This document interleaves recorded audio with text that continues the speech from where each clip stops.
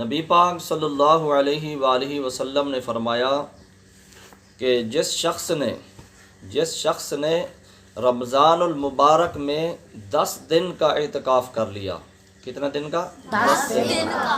جس شخص نے رمضان المبارک میں 10 دن کا اعتکاف کر لیا تو یہ ایسا ہے جیسے اس نے 2 حج اور 2 عمرے کر لیے، 2 حج اور 2 عمرے کر لیے۔ دیکھیں کتنا ثواب ہے اعتکاف بیٹھنے کا۔